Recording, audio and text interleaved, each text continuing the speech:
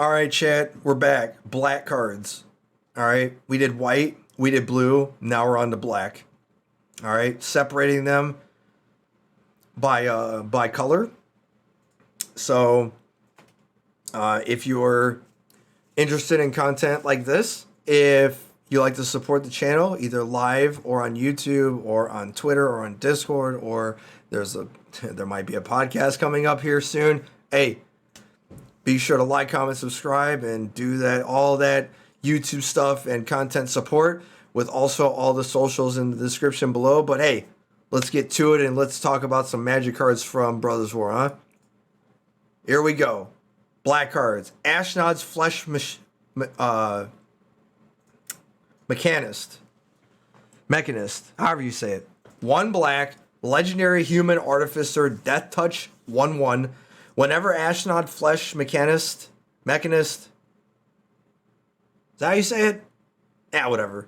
Whenever Ashnod attacks, you may sacrifice another creature. If you do, create a tapped Power Stone token. 5, exile a creature from your graveyard. Create a tapped 3/3 colorless zombie artifact creature token. So we see 1/1s for 1 with Death Touch all the time. But chat, there are a lot of 2-drops that you want to sacrifice. The white card that we talked about earlier, the Power Stone Bro, that creates a Power Stone when it dies. And this has Death Touch. So it blocks, it attacks, it has scalability of exiling creatures.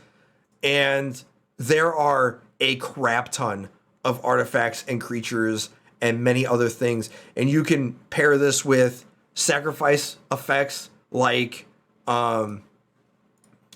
with Oni Cult Anvil, Braids, token creatures that are 2-drops. There are so many cool things you could do with this, and I think this card is better than it reads because most people look at it's just a 1/1, what do we care? We were playing with Shambling Gas, chat, in Standard. All right, and this is not the same, but it's close. As in, you're getting acceleration out of your stuff. Now, what I want to do with this, like I said, is to play with this and the Power Stone Bro. That when it dies, you create a Power Stone and get to 5 mana on turn 2, turn 3. So you could start playing the bigger artifact creatures in the format, and we'll talk about those later. But this is one of them, and if nothing else, you get a 3/3 on turn 3 at instant speed to block the 3-drops, right? So this card scales, and this card seems very, very good in a mono black or black white strat, and you can play with other ones. You can play Mardu, you can play Esper, black white. There's so many things. There's so many different creature types or creature centric mid range or aggro decks that you can put this in, and that's been the theme of this whole set. Is each color or each legend has like this build around or build ability to where you're supposed to solve this puzzle, and the puzzle is, can you maximize every word on the card? And Ashnod, Hercules, and the white cards, the soldiers, like there are so many ones that you're like you're just one card, build around it. And the cool thing is they're not planeswalkers. That's even better. Like they're creatures, and we're getting back to this build around me creature back and forth with the opponent with removal and interaction. It's just, this is the time to be in Standard right here. And this set is going to do that for you. Better than other Standard sets that we've had in a while. And Ashnod fits that bill. Chat, if there's one card that is going to force me to play mono black, it's this card.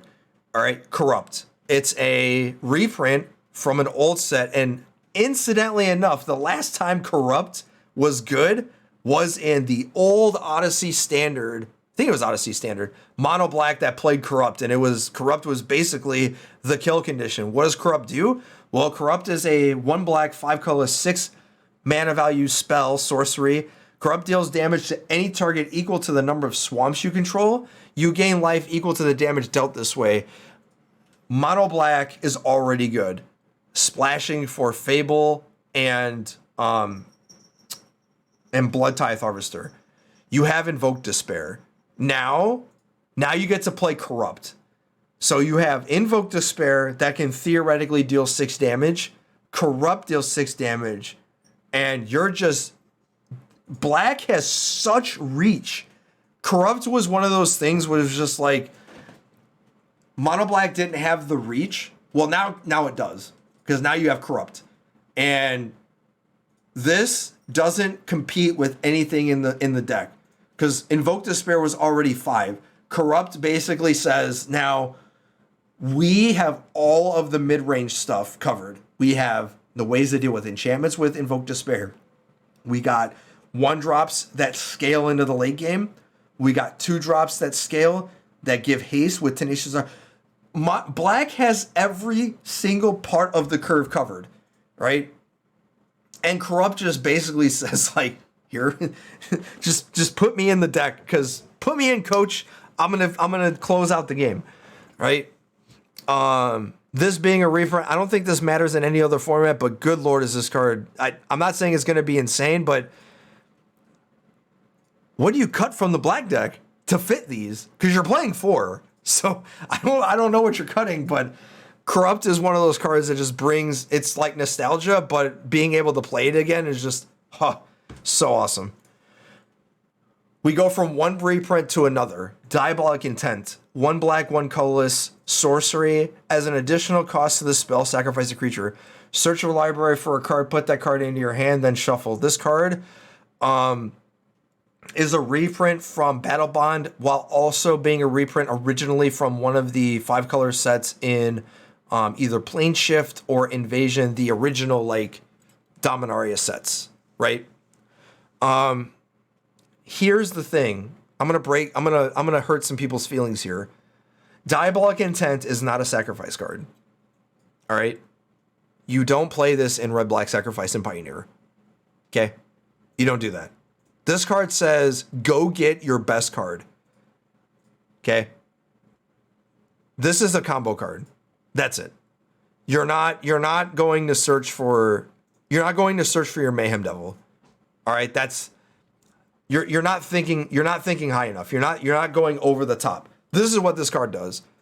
Overvaluing demonic tutor effects, you're going to get your best thing that you could be doing. So, like, for example, in Historic, all right, Diabolic Intent says search for target, Time Walk, or Ancestral Recall. That's what that card says. Okay? In Explorer, it says go find my combo piece that kills you. It doesn't say go get my Witch's Oven. In Standard, same thing.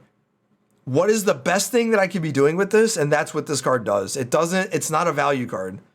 It's go get the most busted thing I can get, and that's what it does. You're not going to get like these stupid little value cards. That's not what this card's for.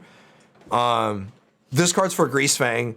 This card's for assembling the combo easier for you so you don't have to use worse cards to get your combo. This fits in Explorer, Pioneer, Greasefang, because now instead of hoping you draw it with some filtering ability, now this says I just go and get the thing, right?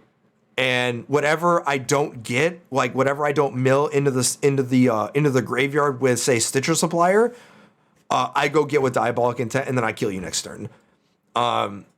In Historic and in Modern, because this card's not in Modern. In Modern, it's go get said combo piece. If you're playing it in, I don't know what's the best combo deck in Modern, but I imagine it's like Creativity or something, and that's basically what this does, right? But you're not playing a lot of token type. This would be one of those cards that you would use in, say, the infinite life, infinite mana 3, the Collected Company, infinite mana deck. I can't remember what it's called, but it would be like for this. Sacrifice a creature, go get my combo piece and kill you. It's not a value card. That's not what demonic tutors are for. That's not what tutors are for. They're usually for going over the top of people. And in Historic, it's go get Power 9. In Explorer, it's go get said Greasefang or Perihelion or something to kill you. and in standard, it's go get the best card that I need to take over the game. And in modern, same thing, combo piece. It didn't see that much play in standard before, and the rationale here is the same, but it doesn't need to be banned like emergency. It's just that most people are going to put it in value shells, and it's like you're not going far enough. Reprint again, disfigure. Which figure? Disfigure. 1 black, target creature gets -2/-2 until end of turn. Yeah, this is good, but I think we have better cards in this. And it's in Cut Down and many other spells. We have Infernal Grasp and many others. And yeah, it's a 1-mana removal spell, but is -2/-2 better than Cut Down? Probably not. So, we don't have like a need for this yet, but maybe we do. Sometimes WotC will put in these cards that are like fillers, or like I don't remember the word they use, but it's essentially a oh man, I can't remember. But basically Karn was that card in the last set where they put these cards in like a set, and then 2 sets later it makes sense, and some people miss it. And that's essentially what Disfigure is. And Karn from the last set. Dreams of Steel and Oil. 1 black sorcery. Target opponent reveals their hand. You choose an artifact or creature card from it. Then choose an artifact or creature card from your graveyard. Exile those chosen cards. So this, I put this in here because this seems like a sideboard card, and mostly it probably is.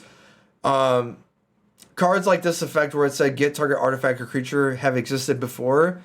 But the fact that this is also graveyard hit, incidentally, is not all the way relevant, but kind of relevant. It's a 1-mana spell, albeit not instant. But the fact that you could get 2 cards off of this is relevant. In standard, probably means more in standard than it does in any other format. But I can see this where you're using a couple of these in your sideboard over something like a removal spell or duress or something where the opponent has more artifacts and creatures that you want to deal with, but you're also dealing with stuff that has like Unearth or anything that they're bringing back. And this insulates you a little bit when you don't draw, say, Graveyard Trespass or anything with black. I don't see this in any other format besides standard. And yeah, but this gets put in there because cards that like this have seen play before. But not all the way, mostly in sideboards. Fateful Handoff, 3 colorless, 1 black sorcery. Draw cards equal to the mana value of target artifact or creature you control. An opponent gains control of that permanent. So I put this in here mostly because I think this is one of those cards that is a plant. I think that's the word they use, where they put these things in here and you're going to use them later. It's unfortunate that it didn't say permanent, right? Draw cards equal to the value of target permanent you control, because I would want to play this with Demonic Pact, but be that as it may, it's only artifact or creature, so you can't do that. There's no artifact or creature that says you win the game or lose the game or whatever. So there might be one. And if there is, this is what's in it. If not, this card is absolutely trash. All right? You're not wanting to give your opponent anything unless the artifact doesn't do anything or it hinders them more than it does, gain them any value. So, but this is one of those fun build-arounds if you can find it, but mostly not really. Gixian Infiltrator, 1 black, 1 colorless, 2/1 Phyrexian Human. When you sacrifice another permanent, put a +1/+1 counter on Infiltrator. Notice it doesn't say only triggers once. This is all the time. I could see this, you putting this in some sacrifice shells in older formats and trying to go tall as the same as going not over the top, but controlling the game. And this is sort of like your This is a 2-drop Ravenous Squirrel, essentially. In Historic, you have Squirrel and this, and you have that stupid Lurrus card. And in Explorer, Pioneer, and Standard, you have a bunch of sacrifice fodder and a bunch of sacrifice outlets. And the fact that you could do this and it doesn't trigger only once, this thing can get out of control real quick. Excuse me. So this seems really, really, I don't want to say push, but it's like one of those people will miss it because it was like in the last couple of days. And this seems very, very good. And not just standard, in multiple formats. So sacrificing is easy, and it's especially easy when you have Cat Oven in your deck. In standard, you have Onicult Anvil and Treasures and many other things. So yeah, it's a 2-1, but if the opponent untaps with it, you could see this being a 5-4 really quick. Gixian Puppeteer, 3 colorless, 1 black, Phyrexian Warlock 4/3. When you draw your second card each turn, each opponent loses 2 life and you gain 2 life. When Gixian Puppeteer dies, return target creature card with mana value 3 or less from your graveyard to the battlefield. It kind of sucks that this card is in contention with Shieldred. But I could see this in more of Esper Shells that are playing a bunch of 2s and 3s, like Rafine and Tenacious Underdogs and Rafine's Informant and all these 2s and 3s, where this dying and putting your better cards that you're using in your deck back onto the battlefield, because this seems to go with the connive mechanics, where you're playing this with Ledger Shredder, Rafine, and all those cards that say draw extra cards. And this basically just gives you some reach and some insulation. So this is one of those 4-drop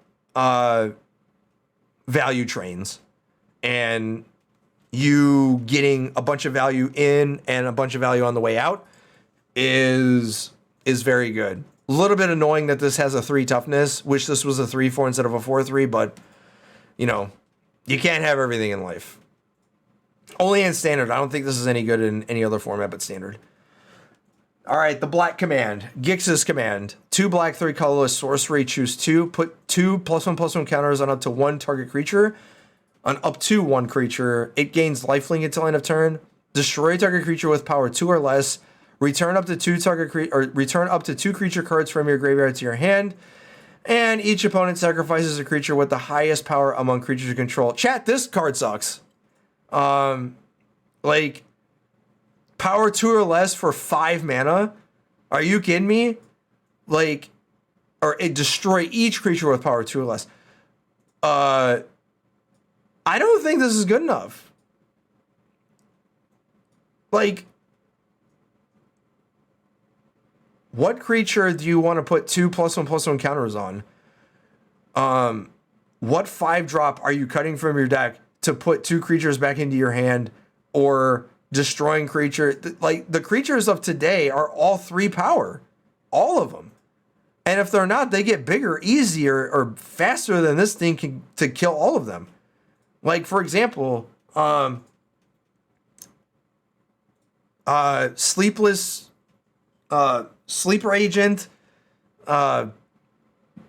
Bloodthirsty Harvester, like all these creatures that cost 2, 3, 4, even sometimes 1. Even the Surge card, the artifact, is a 3-power creature. So like, Gix's command seems like a sideboard card against like go wide shreds, but like even the mono white decks and the soldier decks have like lords and wedding announcements and like stuff that makes their creatures huge. That is just like, yeah, they're going wide, but they're also going tall. So like, the only thing that I want to use with this is returning creatures and making them sacrifice the highest power. But we have like so many cards that do that at much smaller or less mana value, and you have more modes. Like, and it's a sorcery to boot. This card seems terrible. Like, Good God, does this card seem bad. The lifelink is worse than double strike or trample or anything, and it's just like I only get that once. And what creature am I putting 2 counters on? Like, I don't know. I think this card's bad. Not saying that it will be bad, just like it reads really bad, given the context of the format so far. Gix Yawgmoth Praetor, 2 black, 1 colorless, legendary Phyrexian Praetor, 3/3. When a creature deals combat damage to one of your opponents, its controller may pay 1 life. If they do, they draw a card. 3 black, 4 colorless, discard up to X cards. Exile the top X cards of target opponent's library. You may play lands and cast spells from among cards exiled this way without paying their mana cost. So I saw this. I've mentioned it on stream before. There are a crap ton, 1 billion 3-drops in black. A metric fuck ton of them. Which ones are you playing? That's the question you have to answer first. When you do, then you're like, okay, where does Gix fit? The first clause, it says when a creature deals combat damage to one of your opponents, and it says one of, right? So not only is this going to see play in Standard, it's going to see play in Commander too. But whenever those creatures deal damage, each one of them, so it's sort of like a Toski, not a, there's another spell or another creature that does this, but it's only 1 or more. And the fact that this is any of them, so at most, on the turn you play this, you could theoretically draw 2 or 3 cards, 1 to 3. If you draw any cards off this, it seems absurd. And you're only paying 1 life, right?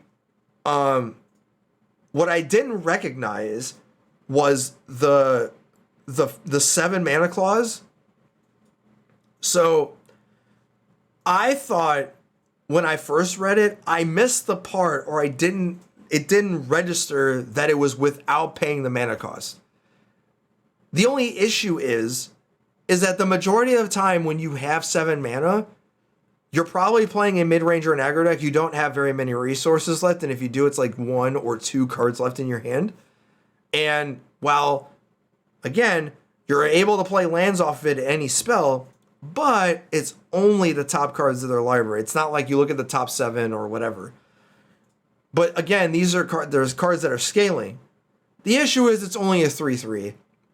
And I want my 3/3s to be hard to kill. That's why Graveyard Trespasser is so good. It's got ward. You got a 2-for-1 yourself, unless you're playing something that doesn't have to care about the ward mechanic. And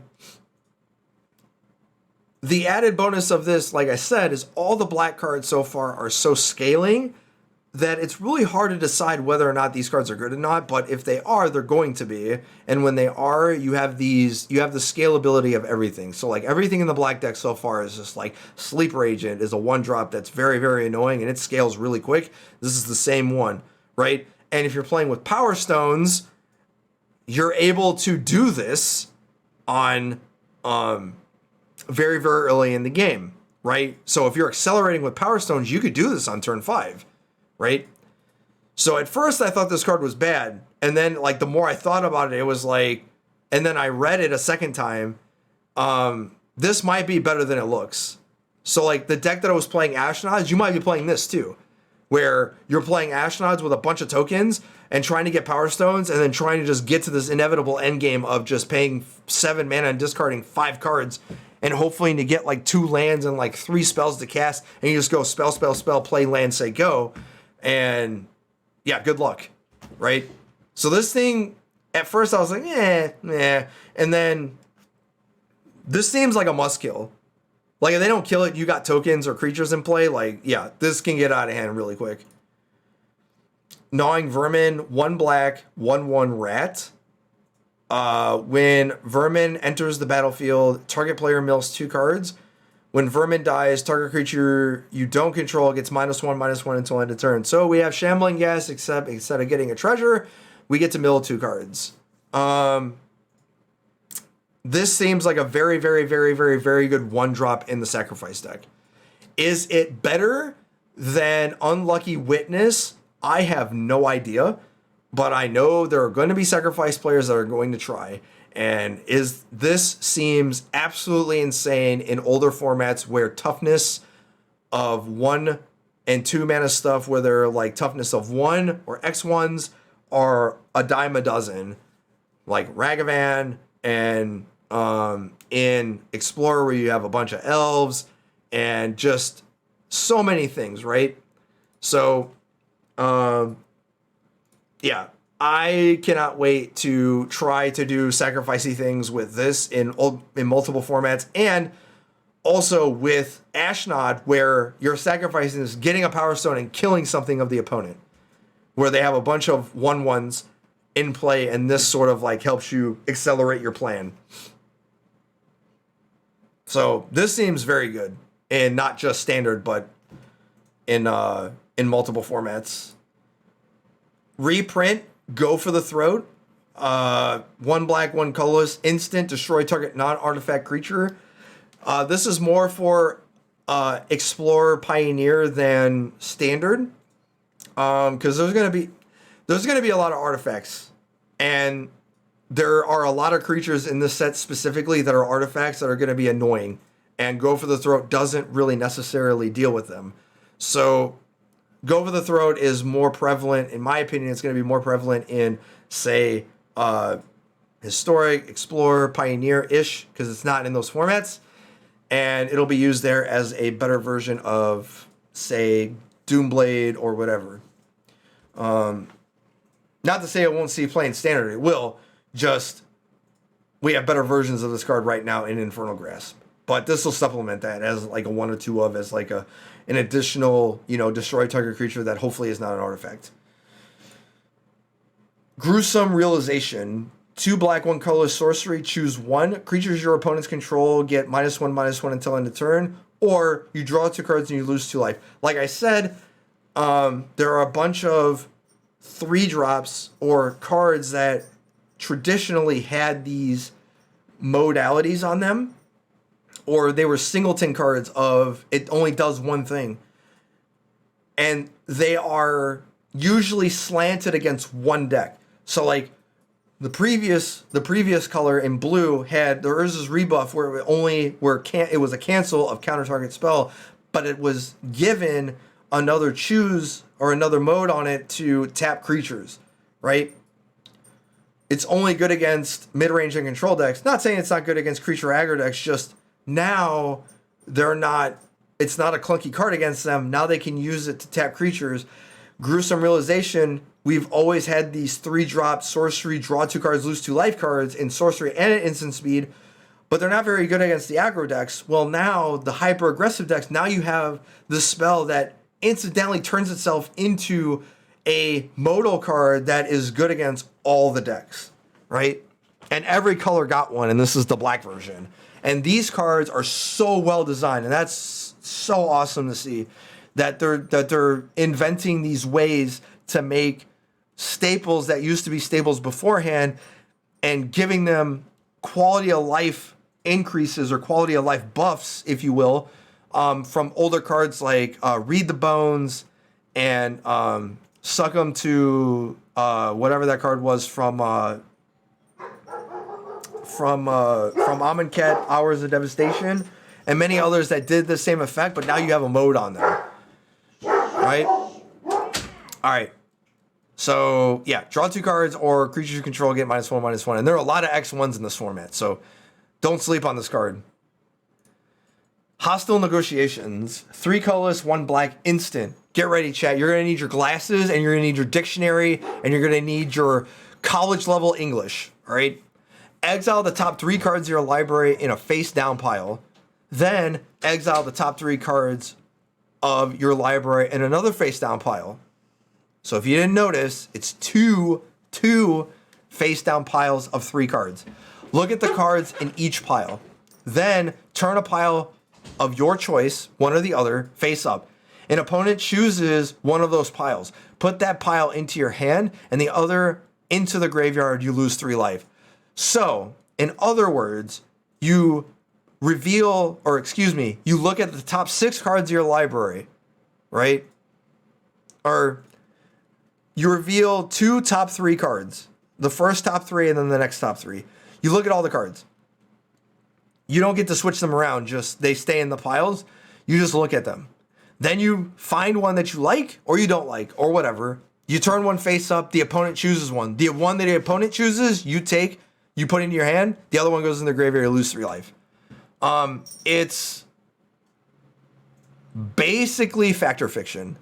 Now, Fact or Fiction was generally you drew 3 cards and the 2 cards went in the graveyard. But sometimes, or that was always how it was, how do you split them? This one is the cards are already split into piles. You just chose one, right? So you're always drawing 3 cards. Not you may draw 2 or you may draw 3. This is you're always drawing 3. And it's a fun mind trick to opponent card. Yeah. So like what you'll do is you'll turn up a pile of 2 lands and a spell, and it's like, yeah, I'll give you that. And then like the other pile had like 3 lands in it. So like, cool. Yeah, and that's the big part, is it's an instant. So at 4 mana, you're drawing 3. Albeit you're losing 3 life, but you don't really care about that. Fact or Fiction also was the same. Excuse me. Misery's Shadow. 1 black, 1 colorless, shade, 2/2.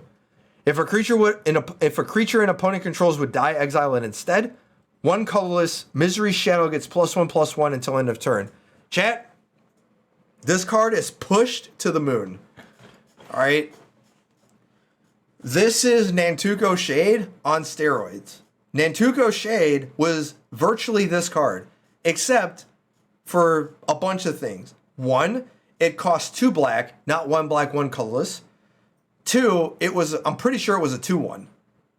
And 3, it didn't have the creature clause of if a creature an opponent control dies, exile it instead.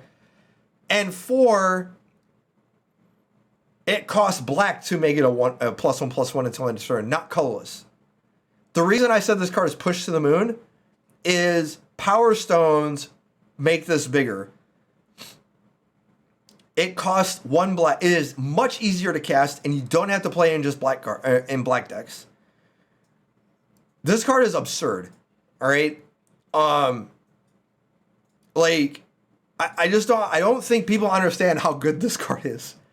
Imagine how good Nantuko Shade was in Standard beforehand, and imagine if you put this card into where Nantuko Shade was, right? This card is obnoxious. In Standard alone, you can play this in any black aggro deck. Any of them. Black-white, black-green, black-red, any of them. Mono-black, all right? All of your creatures in black scale. These cards are good at their cost, sometimes even undercosted. And they also scale. In Explorer, this card gets huge. If you're playing this with elves, if you have an elf, it doesn't die to Bonecrusher Giant. That's insane. This card's absurd. There's nothing else you can say about it. It's good at every point in the game. On 2, on 3, on 4, doesn't matter. And you're going to see why these cards are pushed to the moon like this, because the removal's so good. Yeah, you don't even care. Not only do you not know if you want this earlier or later, you don't care. It's just like, if I draw 3 of them, I don't give a shit. Like, that's how good this card is. Like I said, if you've played during the time when Nantuko Shade was in Standard, because I played during that time, Torment, Odyssey Standard. Boogity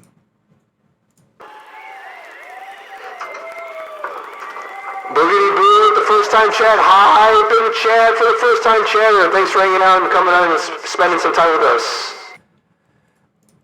But yes, the colorless ability and the Power Stone's able to make and to pump them, or any mana rock, just obnoxious. All right, just the card's insane. That's all I can say about it. That's how good this card is. Think of how good you thought this card was, and it's 10 times better than that. Painful Quandary. 2 black, 3 colorless enchantment. Whenever an opponent casts a spell, that player loses 5 life unless they discard a card. This is a reprint, and while I don't think this will see constructed play, somebody somewhere will play this and try it in a deck that wants to, you know, force them to make a choice. But typically these type of effects do not bode well, because usually when you give the opponent a choice, they usually make the right ones. So you don't ever want to give your opponent a choice. The only time this matters is when they're already in a squeeze position and the 5 life or the discard is both equally bad. So where they're in a dilemma where it's always bad no matter what decision they make. Whereas if they play life gain, the 5 life doesn't matter and they'll always lose 5 life. The only caveat or the albeit to this is that it's whenever the opponent casts a spell, right? So like if you get this on and the board state is at parity or you're ahead, this card seems to punish that. But this card will not bring you back. All right. Thran Vigil, 1 black, 1 colorless enchantment. When 1 or more artifacts and or creatures leaves your graveyard during your turn, put a +1/+1 counter on target creature you control.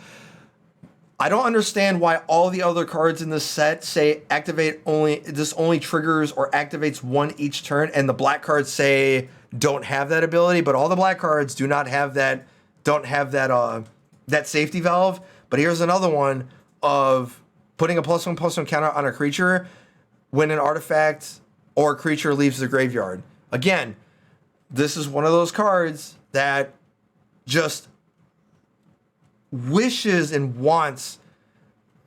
This is a combo card. Now, is it a synergistic combo card or is it just an outright combo card of trying to go infinite with this? But with with sacrifice decks in multiple formats, this does that, right?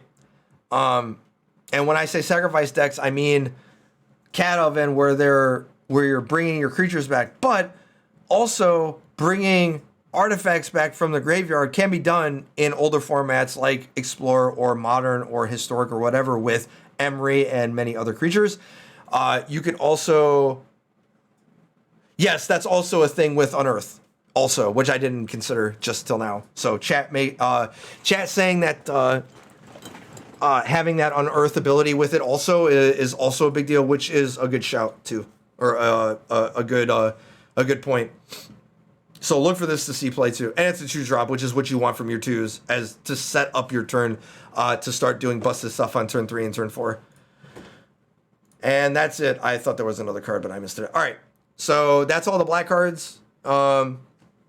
Excuse me. So like I said, support the channel. Go ahead and like, comment, subscribe on the YouTube stuff below. Descriptions and all the socials in the description below. This was the black cards. We're going to make our way to the green card or red cards, and if there was a card in the constructed, this is the constructed preview. Didn't really have anything for black for limited this time, but we also, I'll mention them once in a while.